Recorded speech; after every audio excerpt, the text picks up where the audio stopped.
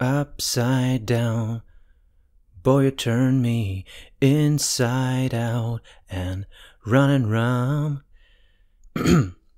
Dans cette célèbre chanson de 1980 aux airs disco et au rythme funky, la chanteuse Diana Ross déclarait son amour pour un homme qui lui fait tourner et retourner la tête, à l'endroit comme à l'envers. Et bien étrangement, ce morceau m'est venu en tête à plusieurs reprises au cours du visionnage d'un Grand Prix de Turquie 2021 caractérisé par l'inversion temporaire des normes établies et l'avènement, en l'espace d'un week-end, d'un monde à l'envers. Et voyons pourquoi.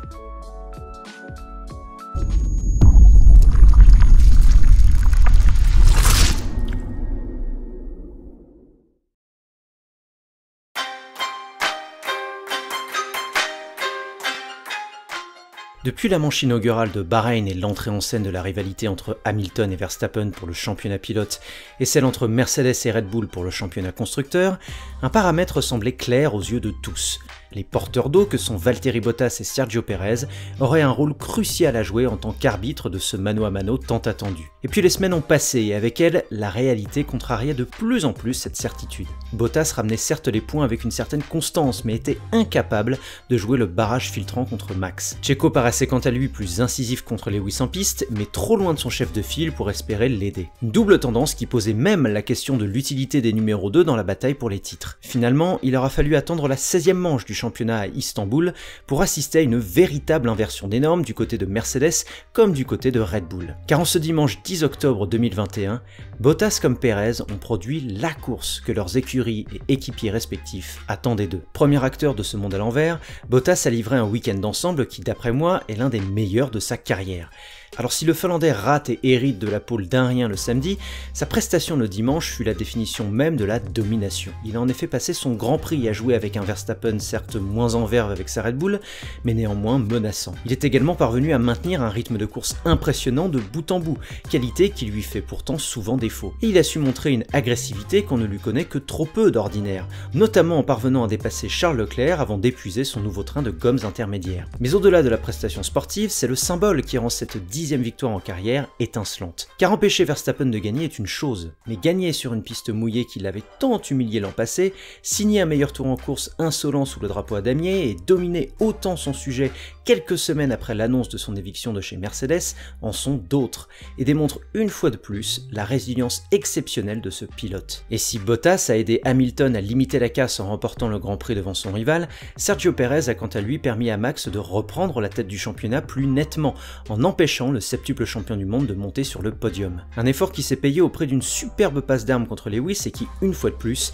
a mis en exergue les qualités défensives de Checo pourtant contraint à emprunter une trajectoire détrempée pour conserver sa position. Bref, du grand art. Le monde à l'envers ne s'observe pas seulement à la lumière des cas Bottas et Pérez, mais également depuis le muret de chez Mercedes. Car comparé à la masterclass stratégique du Grand Prix de Russie 2 semaines auparavant, Hamilton et son management nous ont dévoilé cette fois-ci une facette bien moins reluisante, celle d'une cohésion d'équipe à géométrie variable, tantôt adoubée par Lewis lorsque les passages en pneus intermédiaires fonctionnent, tantôt vilipendée publiquement lorsqu'elle ne fonctionne pas. À cet égard, entre Sochi et Istanbul, c'était le jour et la nuit. Toto Wolff a ainsi recadré son pilote et il a eu raison. Et même si le débriefing d'après-course n'a pas dû manquer d'animation, l'équipe allemande ne doit pas oublier la leçon essentielle de ce Grand Prix de Turquie. En termes de performance pure, la marque à l'étoile semble en effet reprendre le large par rapport à Red Bull.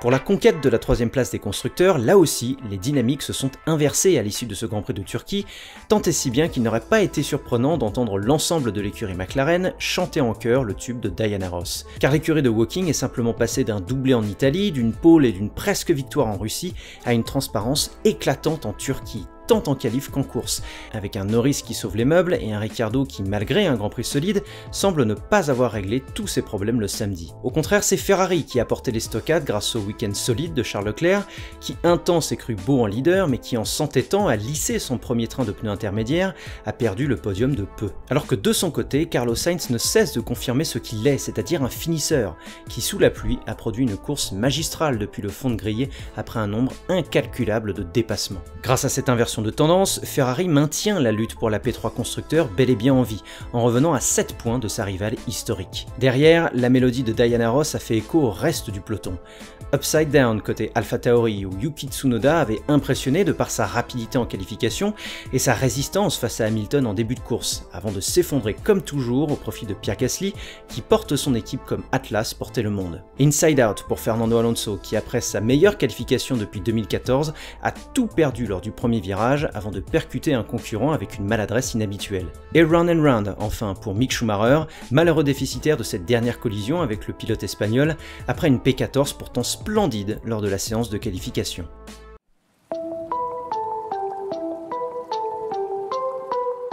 Alors pour les fans de Seb, sachez qu'il est encore temps de se boucher les oreilles ou de cliquer sur une autre miniature de vidéo, comme je l'ai si souvent fait ces dernières années. Et même si j'ai dû me faire violence pour écrire ce dernier paragraphe, je ne pouvais pas faire comme si le marasme observé ne s'était pas produit. Le quadruple champion du monde allemand avait été pourtant l'un des héros de l'édition pluvieuse du Grand Prix de Turquie 2020. Et bien à partir de cela, si vous voulez résumer la prestation de Vettel cette année sur le même circuit, prenez son podium de l'an passé et faites tout l'inverse. Dégagez la patience et remplacez-la par de la précipitation. Saupoudrez l'intelligence de course avec une légère panne de cerveau et convertissez une superbe P3 en une désastreuse P18. Comment ?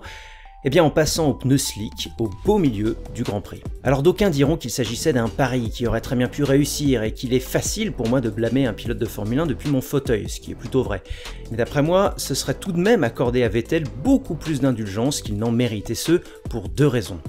D'une part, car Seb est à l'initiative de cette idée à un moment où tous les autres pilotes, je dis bien tous, affirmait sans équivoque que la piste ne se prêtait pas pour le sec à ce moment-là de la course. Et d'autre part, il me semble que ce pari manqué va bien au-delà de la simple erreur de jugement et traduit précisément l'état d'esprit d'un pilote qu'il avait lui-même décrit lors de la conférence de presse du jeudi. Je ne suis pas bon lorsqu'il s'agit de me battre pour quelques points seulement. Les erreurs se glissent ici ou là. C'est différent lorsque je peux piloter pour des podiums ou des victoires, lâchait-il quelques jours avant le Grand Prix. Mais rappelons tout de même à Vettel qu'Aston Martin n'est ni Red Bull ni la Scuderia Ferrari. Il s'agit au contraire d'une écurie de seconde zone dont les entités précédentes n'ont eu de cesse que de se battre avec le peu de moyens à disposition et pour laquelle chaque point vaut des millions, financièrement et symboliquement parlant. Ce point, Seb le tenait avant de s'arrêter chaussé des pneus médiums et de se noyer comme les poissons de son casque. Par ces images tristes et inversées par rapport à l'an passé, Vettel nous montre donc une fois de plus qu'il n'existe pas de juste milieu entre le quadruple champion du monde affamé qu'il était